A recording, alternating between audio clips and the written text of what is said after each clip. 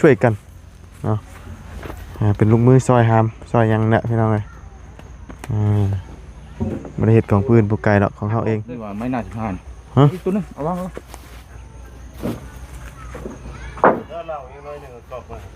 อันนี้บ่ของเป็กว่านี่นะบ่แม่นได้มียังไงน้ำมันแหละนี่น้ำมันยังนี่นะน้ำมันอันใส่กบบ่เงี้ยว่าเข้าไปแล้วขี้ไหลบ่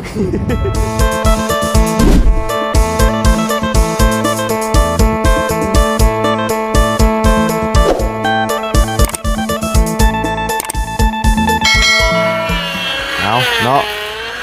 เราแบบนี้เลยเสานะไม่ต้องเอาขึ้นห่างบ่เอาเราอยู่ดินเลยโอ้แบบง่ายๆเลย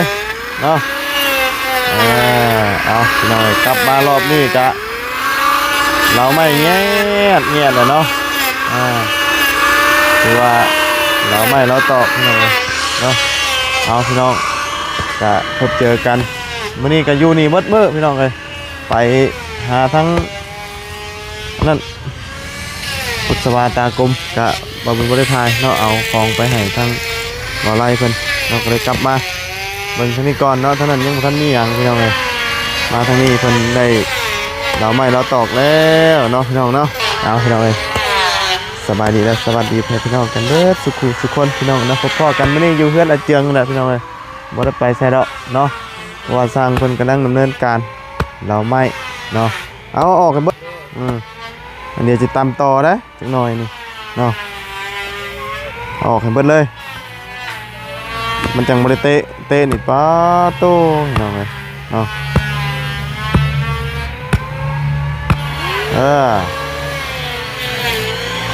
เรียบร้อยเนาะตัวนี้นะเราแล้วเรียบร้อยตัวที่ว่าเป็นมาชงเมื่อกี้เนาะเอาช่วงนี้ก็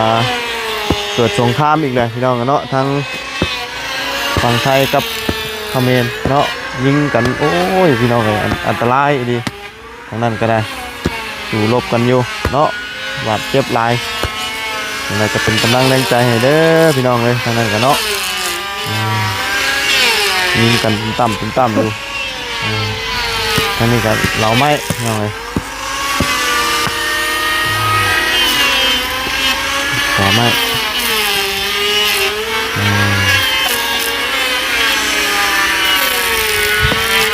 วันนี้คนสิเราไม่อย่างเดียวแล้วมื้อนี้เนาะนี่จะต่อนี่เนาะทั้งลายนี้ต่อนี่ก็ได้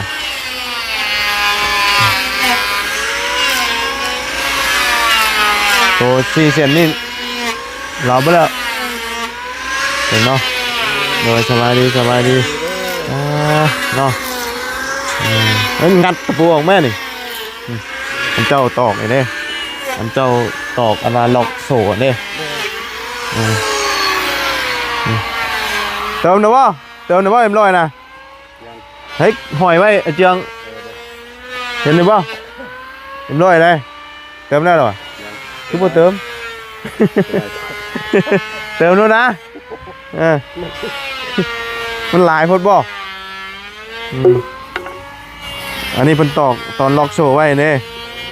ยันขโมยเบรกไปมันนะจักอันจะตอกจักอันจักเสาสองเสา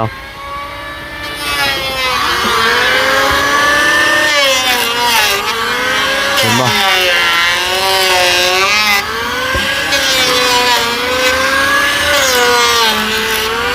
ไป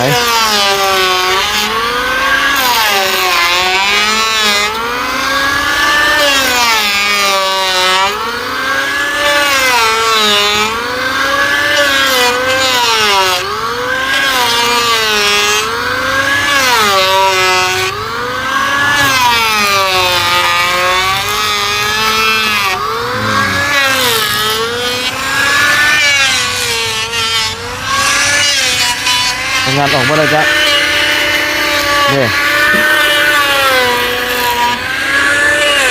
ตะปูที่ว่าเป็นล็อกโซ่เนี่ยงานออกก่อน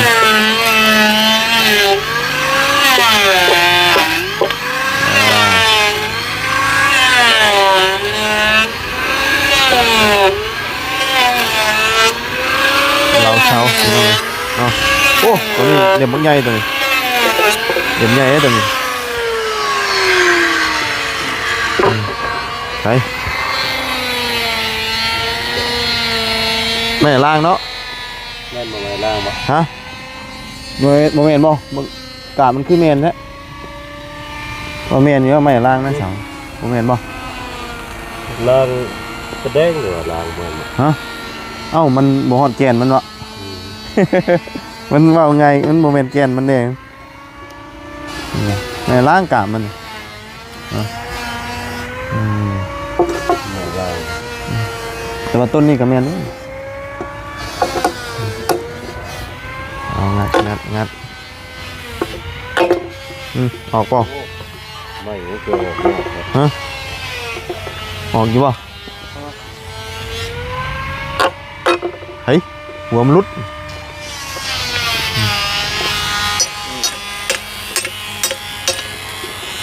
งัดออกก่อน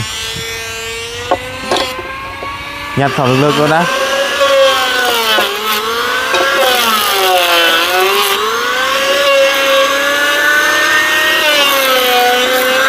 เราสองคนเลยเราไม่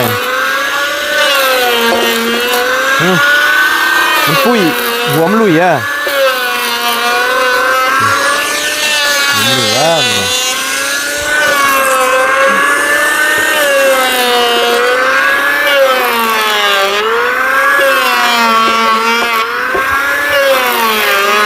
เอา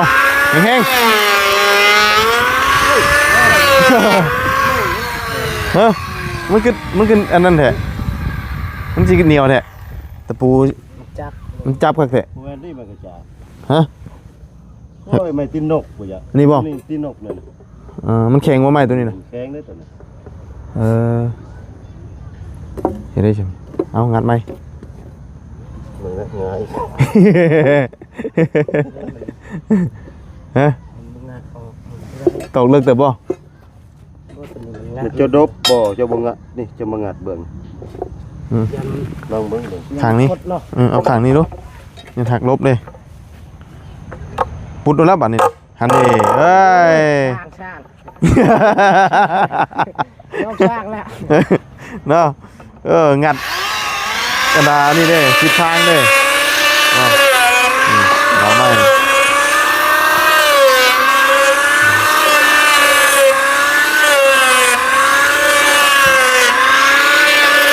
เบิดบ่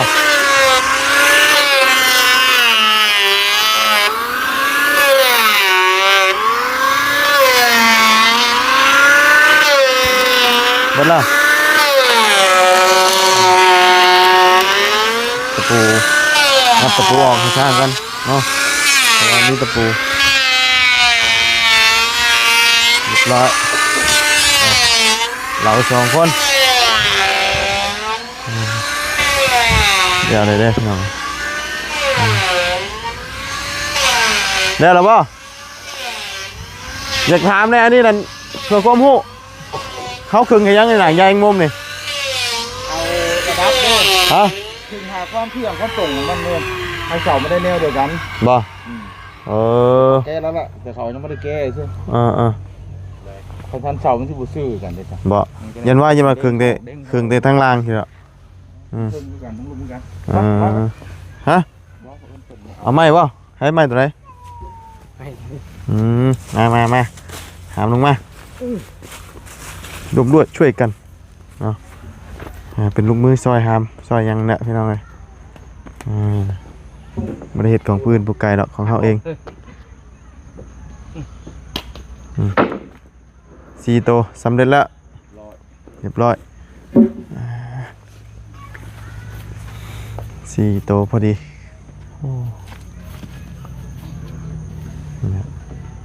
งามได้ใหม่ตัวนี้ใหม่ตัวละ3 เซน ไม่ย่าง ไม่ย่างตัวละ3 เซนตัวนี้โอ้ยจนเต่าจนโอกับว่าฮักใหม่ตัวนี้นะหมดกับบุกิน มันจะใหม่งามเลยนะ แกนมันเลย แกนมันนั่นแหละไม่อยู่เพื่อนนี่อันเฮ็ดเพื่อนนั่นมีแต่หมอดกินเบ่เลยจักสิฮักทับหัวมื้อใด บ่ได้มีได้ใหม่แบบนี้นะใหม่งามสิบ่มีเลย ไม่อันนั้นบ่ทางผม ฮะ นี่ไม่เปื่อยไม่นั่นบ่ มีมีกันเบิด เปื่อย แม่นตัวนี้จังแม่นนะ อีกนี่ว่าไม่น่าสิผ่าน ฮะ อีกตัวนึงเอาวางเอา ถ้าเราอีกน้อยนึงก็มา อันนี้บ่ของเป็กว่านี่นะ บ่แม่นได้ มีหยังแค่ น้ำมันแหละนี่ น้ำมันยังนี่นะ น้ำมันอันใส่กบ บ่เงินว่า น้ำเข้าไปแล้วขี้ไหลบดคืนเนี่ย โอ้ยเยอะเกี่ยวของเป็กนะ เออ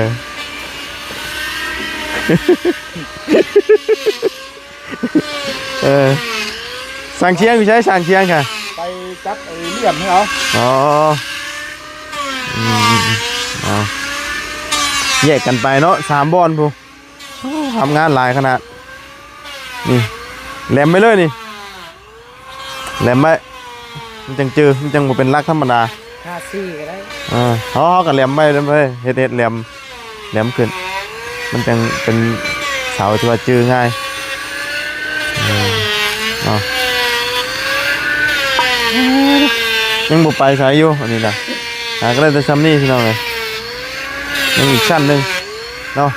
เพื่อสิเปิดอีกชั้นหนึ่งฮะม้วนรู้ม้วนเชือกเป็นไหม้วนล่ะ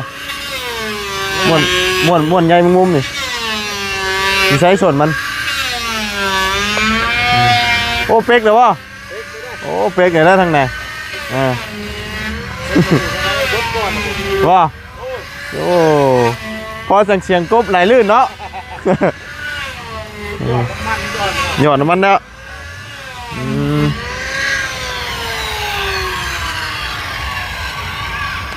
ใช่แก้ทางไหนส่วนมันน่ะกระตุกมันอยู่ใช่น่ะกระตุกม้วนนี่นะนี่ ม้วนเสือกหารไหม นี่ได้ใส่กระป๋องเบียร์นะ แหม ฮะ แก๊สไปรถไหน ลื้อวันนี้เขาจะได้ตัดนี่สะดวกสบายเป็นไง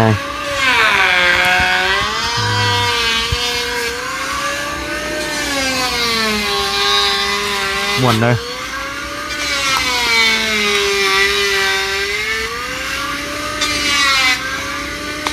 เพราะว่ามันได้แข็งแล้วได้ตรงแล้วเกี่ยวหากันอยู่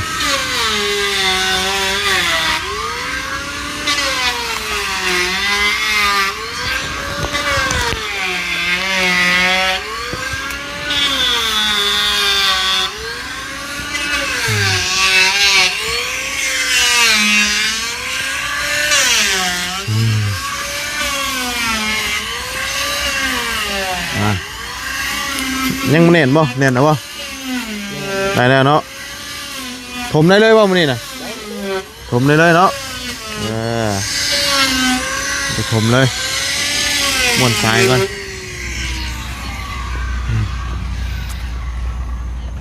สายเอ็นนี่สายเบ็ดได้เนาะ ผู้วิ่งนะ ห้องเวียดบ่บ่อยากทนเนาะ บ่แล้วแบบนี้แล้วครับ บ่ กัดบ่จะขาดจะได้กัด อ๋อมันเหนียวอยู่บ่ ดึงบ่มีขาดสายนี่ อ๋อ คือ สาย อันนั้น เฮ็ดใส่แห้วมันบ่เลื่อน บ่ มันกงไว สายเหี่ยวนี่มันบ่อยากเลื่อนดิ เลย อืมสายเอ็นเนาะมันสบาย แก่มันได้ว่าแก่มัน ฮะแข็งบ่ แข็งนี่แก่นี่ อ๋อ แก่ล่าง ไม่ได้ล้างหรอ งามเลย ไม่ได้ล้างมี2 ต้นบ่2 เสานั่นเนาะ 30แม่นบ่ ตัวนี้คือสิบ่แม่นอะตัวนี้ คือสิแข็งใหม่ สีแข็งเยอะตัวนี้บ่แม่นนะมีแต่2อันนี้ก็บ่แม่น ล้างกันให้แดงๆครับ ล้างบ่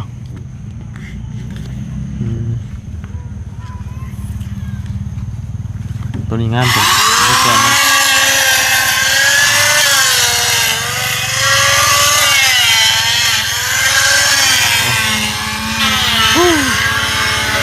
ม่วนเลยนะนี่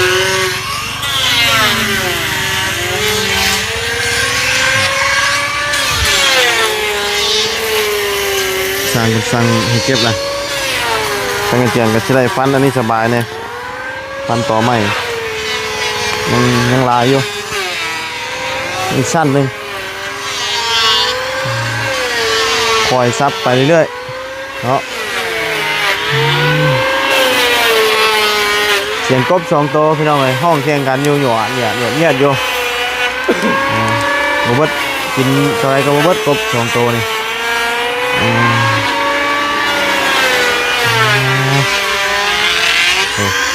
ใหญ่เป็นมุมอีนี่ใหญ่ไม่ใหญ่มากโรเบิร์ตอยู่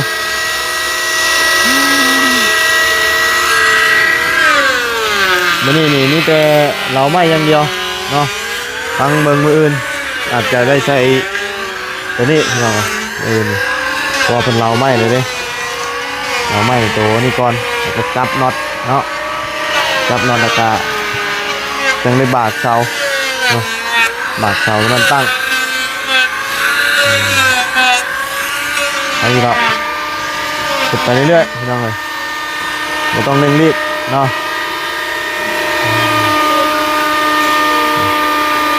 ไม่มันอยากซุ่มก็เลยเห็นให้ช้าเนี่ย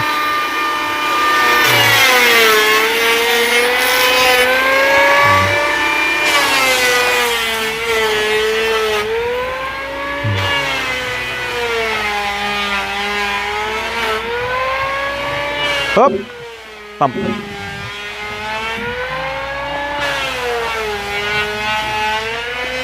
มือนี่ฉันได้ใส่คือก่อนเลยเนาะหายังบ่คือว่าครบไหม ผมใหม่มันแล้วก่อนบ่มันแล้วก่อน แกนี่แกงนี่ ตัวนี้แข็งบ่บ่แข็งมือยังบ่แข็งบ่ แกงกัน ไม่น้อยจะ ยังไม่ได้ซื้อที่ไหน จังว่าบ่เสี่ยงชื่อหรอบ่ต้องถามนั่นแหละเราซื้อมาแต่ตะปูบ่ฮะน็อตเอียงนี่น็อต12บ่หูบ่ใหญ่เนาะเอาตามหูวันนี้แหละน็อตที่ว่าสิจับนี่เด้พอต้องจับ2โตนะเรียบร้อยนะเก็บเรียบร้อยแล้วเก็บอันน่ะสายนี่เรียบร้อยแล้วบัดนี้บ่ได้เกะกะเลยอันนี้เพิ่นก็ตีออกเลยแล้วบัดนี้เนาะตีได้เลยเด้องานสะดวกสบายแล้ว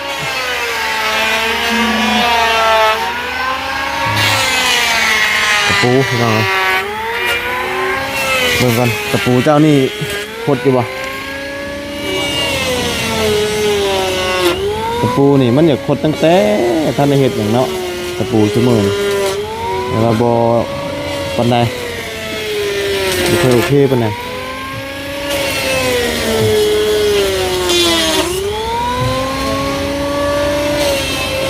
แต่ว่าคือสิ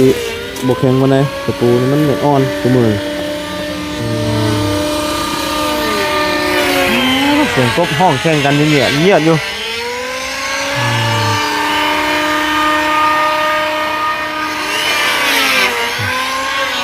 แค่นี้อากาศมันดีมาดิขึ้นฟ้าขึ้นฝนเนาะบรรยากาศพอดีแจ่มใสพี่น้องเอ้ยมานี่เนาะพอดีงามมิดจัดบัดหยุดห้องพร้อมกันเนาะเสียงกบเพิ่นนี่ก็ได้ อีเมมร้อยบ่ เนาะสงสัยอีเมมร้อยนะนี่จนดังโมเกะกะเลยเจ้าบาทนี่ได้แล้วบาทนี่เอาซ้ายนี่ออกแล้วเพื่อสิเบิดนี่กันร้ายเติบจ้ะ โอ้ยเอาแพงแล้ว เอาออกชั้นหนึ่งก่อนชั้นที่2จะค่อยเจาะค่อยง่ายมันใส่ติดกับต่อนะให้ถึงดอกมือนี่ต่ำพันไปเรื่อยๆเนาะ ฮะ คือฝากพร้อมกัน บัดมอดก็มอดพร้อมกันที่เสียงกบเนาะเป็กก็หยุดเป็กก็หยุดเป็กเป็นเป็กไปเรื่อยๆเพราะฮะไปเรื่อยๆเอากันได้เมื่อยก็พักเนาะ สูบแปดเถื่อนบ่เห็นอยู่เอาไปไฟเสื่องตัวเองไว้ได้บ่บ่เห็น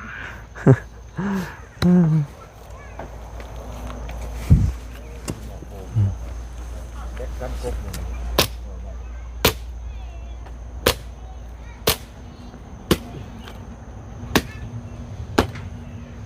ยังไง เติมน้ำมันกระดัง เติมเลยเหรอเติมเลยป่ะเติมเรียบร้อยเลยเติมอีก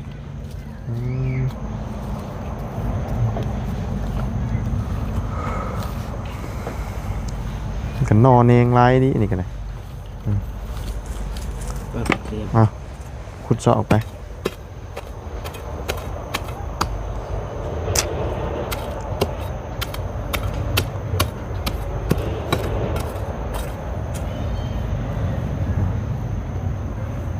หลายปีเติบก่อนใหม่ก่อนนี่นะเพื่อจะออกนอกออกเนง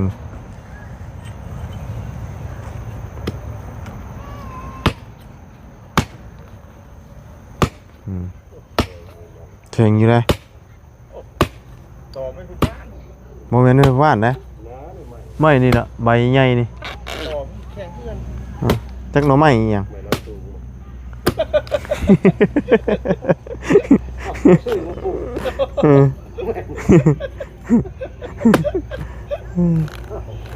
ล้วก็มาเลย ที่ว่าไปซื้อไม้กันได้ เฮ้ยคือติดแล้วตัวนี้เนียงมันไปหันเป็นหน่อเป็นเนงไปเรื่อยๆดีเนาะ คนมาอยู่แล้วมึงจะอยู่เลยบอกมัน หนีไหมดิผีโทรนี่ก็ไปเลยเอาเลือดให้เพิ่นกินในมื้อเช้านี่ เหลือ ยังจะท้อง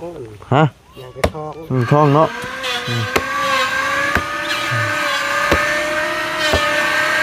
ไก่เราก็ย่อเมื่อเฮ็ดกินเลยเช้านี่เนาะอ๋อ เมื่อให้สร้างกินนั้น ว่าอ๋อ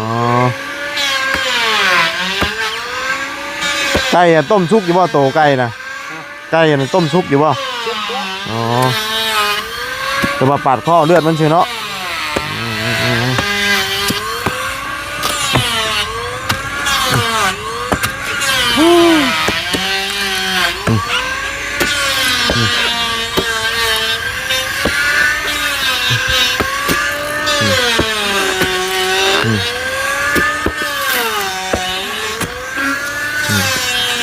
ตัวนี้นั้นง่ายอยู่ตัวนี้มันยังอยู่เทิงอยู่เลยเป็นหากเทิงอยู่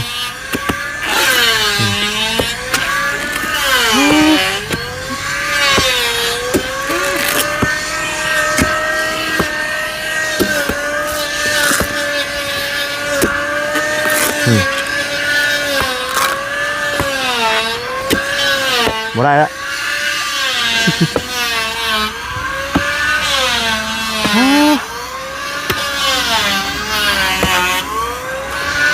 เนาะก็ได้กองเสาเราไม่ตอนที่3กำลังตามมา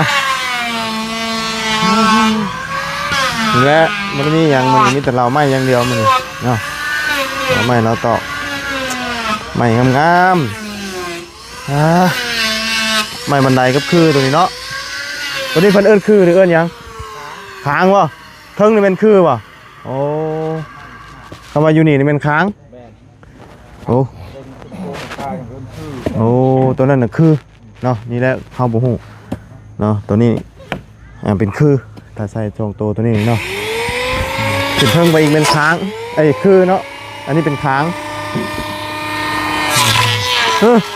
ว่าเสียงขึ้นเป็นตาแขวฮักแท้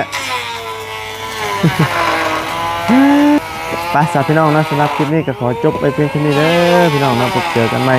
ยังไงก็ติดตามน้ำกันพี่น้องเนาะ